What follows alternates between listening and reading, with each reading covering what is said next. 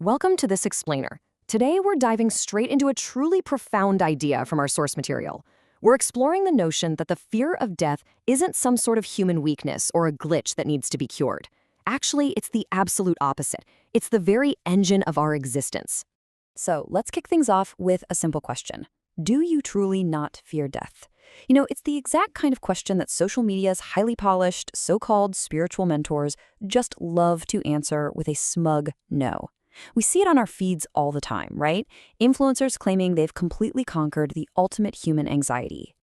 But just look at the stark contrast here. On one side, we have the fearless influencer. Well-groomed, wealthy, presenting this perfectly curated calmness. And on the other side, we have our messy, deeply encoded biological reality. These influencers sit in front of perfectly lit cameras claiming to have transcended our most fundamental fear, but the biological reality that the rest of humanity actually lives in tells a completely different, much deeper story. Section 1. Birth Past, Death Future, Time and Existence. To really understand why this fear is so universal, we have to look at how our minds actually map out time. Think about birth for a second. It belongs entirely to the past. It's a fixed experience, something directly lived and totally completed. But death? Death is a constantly projective event. It just sits out there in our future, like an untouchable horizon line. Our consciousness is literally bracketed by these two events. We are always positioned after birth and before death. Moving on to Section 2, the body's hidden code, biological defenses. This constant projection toward that horizon of death creates a deeply inscribed code within us. Consider this super striking thought experiment from the text. What happens to a person who, while attempting suicide, gets a fly in their eye? I know, it's dark, but it is incredibly revealing. Even when the conscious mind actively desires to end its own existence, the physical body will still reflexively blink to protect the eye. The body protects itself, completely regardless of the mind's ultimate despair. These biological defense mechanisms, like automatic eye blinking or flinching away from danger, are totally hardwired into us to defend against destruction. As the text notes, mind overrides of these mechanisms are exceptionally rare. You literally cannot just think your way out of a flinch. The body's absolute, undeniable mandate is survival. Section 3. The madness of fearlessness. The paradox of courage. So, if the body's survival instinct is that automatic, what would it actually take to be completely fearless?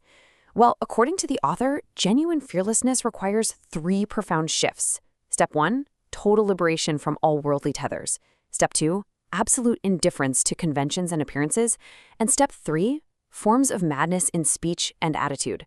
True absence of fear wouldn't look like a Zen master casually chatting on a microphone. It would look chaotic and completely detached from social reality. As the text brilliantly puts it, the calm, well-groomed facade of the internet guru hides an unlived truth.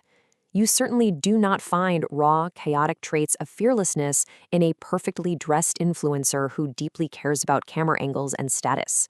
The absence of fear can be proclaimed to an audience all day long, but in those manicured settings, it is for sure not truly lived. Section 4. The engine of existence. The productive fear. Here's where it gets fascinating. By treating our fear of death like an illness that needs to be cured, we ignore the very thing that makes human life spectacular. The author posits a radical idea. This deep-seated fear is actually a highly productive force. Our need for social connection, our pursuit of status, our drive to create art, our scientific curiosity, literally all of them are ultimately fueled by our struggle against non-existence. We build, we love, and we discover specifically because we know that horizon is out there. We have got to stop viewing the fear of death as just a paralyzing anxiety. Instead, we need to recognize it as the energy of being. It's basically an endless, generative well that powers all human possibilities, just cleverly disguised as a fundamental fear. It is, quite literally, the ultimate fuel for human civilization. And finally, Section 5, the inverted birth, a generative view. This all builds into what I think is the most mind-bending philosophical concept in the entire analysis. Death isn't just an endpoint where everything stops. From a generative perspective, it's an inverted birth. What this means is the ultimate possibility of nothing waiting for us in the future actually flows backward into our present. That future void reaches back to inspire everything we do.